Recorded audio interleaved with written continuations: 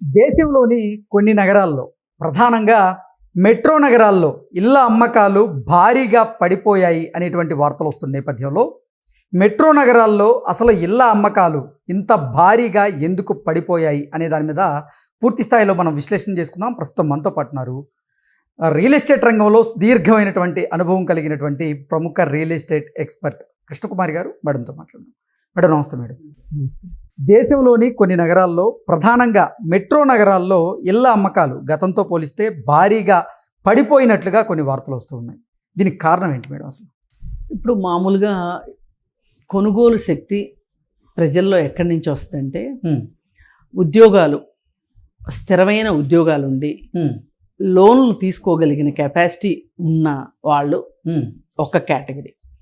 రెండోది బాగా వ్యాపారాలు విపరీతంగా లాభాలు వస్తున్నప్పుడు ఆ లాభాలని సొంత ఇల్లు కొనుక్కోవడం మనకి ఇప్పుడు అవసరం, సొంత ఇల్లు ఉండాల్సిందే, ఎన్నాళ్ళని వ్యాపారాలు చేస్తాము, సొంత ఇంట్లో ఉండాలి అనే ఒక సెంటిమెంట్ తోటి ఇల్లు కొనుక్కునే వ్యాపారస్తులు, అలాగే ఈ వాళ్ళ పల్లెటూర్లలో సొంత ఊర్లలో ఏవైనా ప్రాపర్టీసు అమ్ముకున్నా, లేదు సిటీల్లో ఎక్కడైనా వాళ్ళకి ప్లాట్లు ఏమైనా ఉంటే అవి అమ్మితే ఆ డబ్బులు వస్తే ఇంకొంచెం మ్యాచింగ్గా ఏదైనా కొంచెం తక్కువ లోన్ పెట్టి కొనుక్కోవడము, ఇట్లాంటి ఒక 3-4 రకాల పద్ధతుల్లో ఇళ్ల కొనుగోళ్ళు జరుగుతాయి, ఆస్తి కొనుగోళ్ళు జరుగుతాయి. అవి స్థలాలు కానివ్వండి, అపార్ట్మెంట్లు కానివ్వండి, ఇళ్ళు కానివ్వండి, విల్లాలు కానివ్వండి, ఏవైనా సరే అలా వస్తాయి. అయితే ఇప్పుడు పరిస్థితి ఎలా ఉంది అంటే ఈ మధ్యకాలంలో సిమెంటు, ఇటుక, ఇనుము విపరీతంగా పెరిగినాయి. అలాగే కన్స్ట్రక్షన్ కాస్ట్ అంటాం దీన్నే. మళ్ళీ మ్యాన్ పవర్ కూడా విపరీతంగా పెరిగింది. ఇవన్నిటి వల్ల వెరసి దాదాపు చాలా సడన్గా ఒక 4 సంవత్సరాల కాల వ్యవధిలో డబల్ అయింది. ఒకప్పుడు 2,500,000కి ఎస్ఎఫ్టీ దొరికిన పరిస్థితి నుంచి 4,000 అయిపోయింది. 4,000 నుంచి 7,000, 8,000కి వెళ్ళిపోయిన పరిస్థితి. ఒక 3 సంవత్సరాల కాలంలో డబల్ అయినవి కూడా చూసాం కొన్ని చోట్ల. ఇప్పుడు గేటెడ్ కమ్యూనిటీలు ఉంటాయి, హైరైజ్ అపార్ట్మెంట్స్, వాటిలో ఏం జరిగింది, 4 సంవత్సరాల క్రితం వాళ్ళు మొదలెట్టినప్పుడు ఉన్న రేటుకి ఈ 4 సంవత్సరాల్లో డబల్ అయింది. ఆ రోజు 5,000 కొనుక్కుంటే వాళ్ళు 10,000 అంటున్నారు. ఈ అనడం అంటున్నారు అనేది మార్కెట్లో ఒక వార్త స్ప్రెడ్ అయిన తర్వాత ఎవరికి తక్కువ కమ్ముకోవాలని ఉండదు. మళ్ళీ పైగా మార్కెట్ ఏం చెప్తుంటుంది, ఇంకా ధరలు తగ్గుమోహం పడుతూ, అంటే ఉద్యోగాలు కాస్త అనిశ్చితంగా ఉన్నాయి, మార్కెట్ బాగలేదు అనే ఒక వార్త కూడా ఎప్పుడు మార్కెట్లో నడుస్తూ ఉంటుంది. ఇప్పుడు ఎలక్షన్స్ టైంలో, ఎలక్షన్ ఇయర్లో మార్కెట్ ఉండదు, రియల్ ఎస్టేట్ మార్కెట్ ఉండదు. అది అప్పుడు అమ్మే మార్కెట్ కాదు, కొనే మార్కెట్. సరే, మనం ఏమనుకున్నాము, 8 నెలల క్రితం తెలంగాణలో ఎలక్షన్స్ జరిగేటప్పుడు అంతకుముందు 1 సంవత్సరం నుంచి, అంటే 2.5 సంవత్సరాల నుంచి హైదరాబాద్లో రియల్ ఎస్టేట్ మార్కెట్ ఎంత అవునన్నా కాదన్నా స్తబ్దతగానే ఉంది.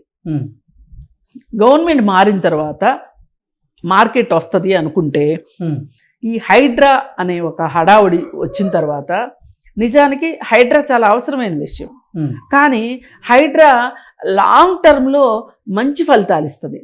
కానీ ఈ 111 జీవో విషయంలో ఒక గందరగోళాన్ని సృష్టించేసింది గత ప్రభుత్వం. 111 జీవో విషయంలో అక్కడ దానివల్ల కూడా మార్కెట్ స్ట్రక్ అయింది. అలాగే గత ప్రభుత్వంలో ఏం జరిగిందంటే, అన్లిమిటెడ్ ఫ్లోర్స్ వెళ్ళిపోవచ్చు అని చెప్పి రూల్ మార్చారు. ఇంతకుముందు ఒక ఎకరంలో 5 లక్షల స్క్వేర్ ఫీట్లు కట్టుకోవచ్చు అనేది ఉండేది. ఇప్పుడు దాన్ని ఏం చేశారంటే అన్లిమిటెడ్ చేసేసారు వాళ్ళు. చేసేసేసరికి పైకి వెళ్ళిపోతాయి. అంటే మీ ఓపిక ఎన్ని ఫ్లోర్లైనా కట్టుకోవచ్చు. ఇలా చేసేసరికి ఏమైపోయింది అంటే కన్స్ట్రక్షన్ కాస్ట్ ఎక్కువైంది, ప్లస్ కస్టమర్కి అన్డివైడెడ్ షేర్ తగ్గుతుంది. ఇది అర్థం చేసుకున్న వాళ్ళు స్టార్టింగ్లో అలాంటి ప్లేస్లో కొనేసుకోవాలి అనుకున్న వాళ్ళు కూడా ఆ సూక్ష్మంలో మోక్షం అర్థమయ్యేసరికి అటు జోలికి వెళ్ళడం మానేశారు. ఇప్పుడు ఏమైపోయినాయి, చాలా రెడీ అయినాయి, రెడీ అయిన ఫ్లాట్లు కొనేవాళ్ళు దిక్కులేక ఆగినాయి. దానికి రీజన్స్ ఏంటి, వేరే ఏం కాదు. ఇప్పుడు ఈ హైరైజ్ ఫ్లాట్స్ మీద ఒక రకమైన ఒక ఆర్టిఫిషియల్ ఇంట్రెస్ట్ని కల్పించారు. మీకు ఎమ్యూనిటీస్ ఉంటాయి, మీకు గ్రీనరీ ఉంటుంది, మీకు అది ఉంటుంది, మీకు ఇది ఉంటుంది, అసలు పబ్లిక్ లైఫ్ చాలా ఉంటుంది, అది ఇది అని చెప్పి భ్రమలు కలిగించేసేసి ఎవరైనా ఒకళ్ళు కొనుక్కున్నారు అంటే వాళ్ళని చూసి ఇంకొక నలుగురు కొనుక్కోవటము, అట్లాంటి వాతావరణం నడిచింది. ఇప్పుడు ఈ ఎలక్షన్ టైము ఇవన్నీ దాటిన తర్వాత ఈ లోపు ఏమైందంటే జనాలకి ఆలోచించుకోవడానికి కాస్త టైం దొరికింది. ఈ ఆలోచించుకునేటప్పుడు వీళ్ళకి అర్థమైంది ఏంటి అంటే, ఒక ఫ్లాట్ మనం కొనుక్కుంటే అన్డివైడెడ్ షేరు కనీసం ఒక 40 స్క్వేర్ యార్డ్లైన అన్డివైడెడ్ షేర్ లేనిదే దాని వాల్యూ ఎక్కడి నుంచి వస్తుంది? ఇప్పుడు సిమెంటు ఇటుక ఇప్పుడు రేపు పొద్దున కూల్ చేశారనుకుందాం అపార్ట్మెంటు, మళ్ళీ మొత్తం తీసేసి కొత్తది కట్టాలి అనుకుంటున్నారు అనుకోండి, దానికేమి రాదు కదా, ల్యాండ్ వాల్యూనేగా. అక్కడ మీ ఆస్తి అంటూ ఏదైనా ఉంది అంటే ల్యాండ్ వాల్యూనే. అవును. ఇది అర్థమయ్యేసరికి మళ్ళీ వాటి జోలికి వెళ్ళడం మానేసేసి జంకారు. ఇదంతా ఒక రకమైన గందరగోళం. తెలంగాణలో ఈ మాదిరి గందరగోళం. కర్ణాటకకి వెళ్ళేసరికి, మన మెట్రో నగరం అంటే కర్ణాటకకి వెళ్ళేసరికి అక్కడ నీటి కొరత,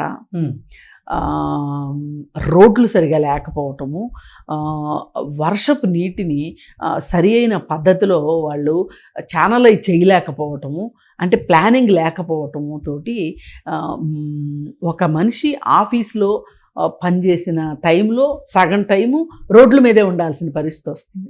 8 గంటలు పని లేనిదే వాళ్ళు ఒప్పుకోరు ఆఫీస్ వాళ్ళు. ఇంకో 4 గంటలు వీళ్ళు రోడ్ల మీదే ఉంటున్నారు. దీంతో బెంగళూరు అంటే భయపడిపోయారు. మద్రాసు పరిస్థితి కూడా అంతే. మద్రాసులో ఒక రకంగా హ్యూమిడిటీ అవన్నీ ఉంటాయి మద్రాసులో. అక్కడ కూడా ఏంటి అంటే వరదలు ఎక్కువ వస్తున్నాయి మద్రాసులో.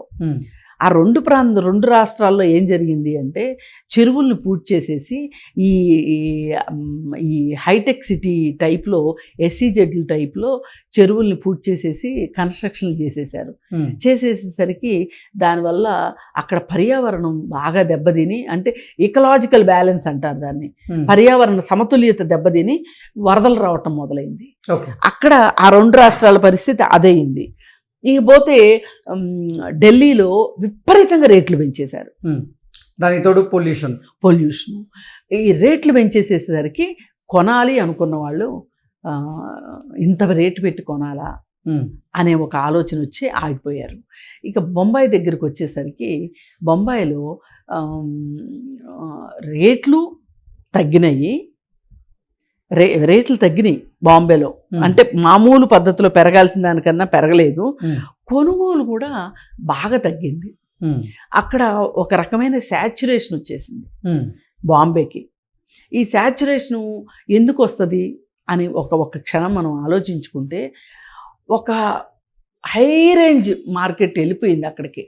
ఏంటి అంటే లగ్జరీ అపార్ట్మెంట్లు కానీ, లగ్జరీ విల్లాస్ కానీ, అంటే ఒక సంపన్న వర్గం తప్పితే మామూలు వాళ్ళు ఇల్లు కొనలేని పరిస్థితి వచ్చేసింది అక్కడ. దాంతో అందరూ సంపన్నులే ఉండరు కదా, సంపన్నులు లగ్జరీ విల్లాస్ రేట్లు పెరుగుతున్నాయి, కానీ మామూలు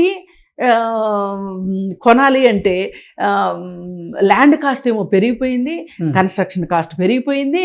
ఆ రేంజ్లో కొనుగోలుదారుల కొనుగోలు శక్తి లేదు. అది మనం ఇప్పుడు ఈ ఇన్నిట్లో ఇలా జరిగితే అసలు ఈ మొత్తానికి కలిపి ఇంకొక పెద్ద సునామీ లాంటి వార్త ఏంటి అంటే, అమెరికా H1 వీసాల విషయంలో వాళ్ళు ఎక్కువ చర్యలు తీసుకోవటము, అసలు వీసాలకి ఇంటర్వ్యూకి వెళ్ళాలి అంటే దాదాపు సంవత్సరం వరకు ఖాళీలు లేని పరిస్థితి. ఇది అమెరికాలో కూడా ఉద్యోగాలు లేవు, లోకల్ వాళ్ళకే ఉద్యోగాలు ఇస్తాము అని అనడము, అక్కడ వాళ్ళు ఇక్కడికి వచ్చేయడము, వెనక్కి పంపించేయటము. ఈ వెనక్కి పంపించేసినప్పుడు వాళ్ళు ఏం చేస్తారంటే ఇక్కడ సేమ్ పొజిషన్లో ఒక ఎంప్లాయీ అమెరికా వెళ్ళాడు అనుకోండి H1 వీసా మీద, వెళ్ళినప్పుడు ఏమవుతుంది అంటే ఆన్ సైట్ అంటారు దాన్ని. అక్కడ జీతం వస్తుంది, ఇక్కడ జీతం వస్తుంది వాళ్ళకి. ఈ 2 జీతాలతోటి వీళ్ళు ఏం చేస్తారంటే డబ్బులు మిగులుతాయి బాగా. అలాంటి వాళ్ళు ఏదో ఒకటి కొనుక్కోవాలనుకుంటారు, ఇన్వెస్ట్మెంట్ చేస్తారు. ఇప్పుడు అట్లాంటి పరిస్థితి పోయింది. ఇండియాలో ఒక్క జీతమే అయ్యేసరికి వాళ్ళు ఈ రేట్లకి కొనలేకపోతున్నారు. అంటే సాఫ్ట్వేర్ రంగంలో వచ్చిన ఒడిదుడుకులు కూడా ఇప్పుడు ఒక రకంగా టెక్నాలజీ భయపెడుతోంది ఉద్యోగస్తుల్ని. ఏంటి, AI వచ్చేస్తుంది, ఉద్యోగాలు ఊడిపోతాయంట అనే ఒక మాట. పైగా లే ఆఫ్స్ కూడా బాగా పెరిగినాయి. ఒక్కొక్క కంపెనీ ఇవాళ ఉద్యోగస్తుల్ని తీసేస్తుంది. ఈ తీసేయడంతో వాళ్ళకేమనిపిస్తుంది, మళ్ళీ ఉద్యోగం వచ్చే వరకు అసలు ఇన్స్టాల్మెంట్లు కట్టుకోవడం ఎట్లా, ఏ మారిటోరియంలో ఏదో పెట్టుకుంటారు, అది వేరే విషయం అనుకోండి. ఇలా ఉద్యోగాలు పోయే టైంలో ఎవరన్నా ఇల్లు కొందాము అని ఆలోచించుకునే వాళ్ళు కూడా ఏం చేస్తారు అంటే, అమ్మో అసలు ఉద్యోగం ఉంటుందో ఉండదో, ఈ టైంలో మనం ఇంత పెద్ద డెసిషన్ తీసుకోవడం అవసరమా, తీసుకోవడం కరెక్టా అని ఆలోచిస్తారు. అలా అని ఇవన్నీ ఇలా ఉన్నాయి కదా అని చెప్పి వీళ్ళు ఏమైనా రేట్లు తగ్గిస్తున్నారంటే వీళ్ళు రేట్లు తగ్గించట్లేదు. అందువల్ల తాళాలు వేసి పెట్టి, అంటే రెడీ టు మూవ్ అపార్ట్మెంట్లు కూడా అమ్ముడు కాని పరిస్థితి. ఒకప్పుడు ఏంటంటే అపార్ట్మెంట్ కడుతున్నప్పుడు తీసుకుంటే ఇది కంప్లీట్ అవుద్దో అవ్వదో అని చెప్పి రెడీ టు మూవ్ అపార్ట్మెంట్లే కొనేవాళ్ళు కొంతమంది. ఇప్పుడు ఆ రెడీ టు మూవ్ అపార్ట్మెంట్లు కొనటానికి కూడా భయపడిపోతున్న కారణం ఏంటంటే జాబ్ గ్యారంటీ లేకపోవటం. అమెరికాలో అనిశ్చిత పరిస్థితులు ఉంటాం, లండను అట్లాగే ఉంది. అన్ని దేశాల్లోనూ ఒక రకంగా ఆర్థిక మాంద్యం పరిస్థితులు కూడా ఈ కొనుగోలు శక్తిని దెబ్బతీస్తున్నాయని చెప్పక తప్పదు.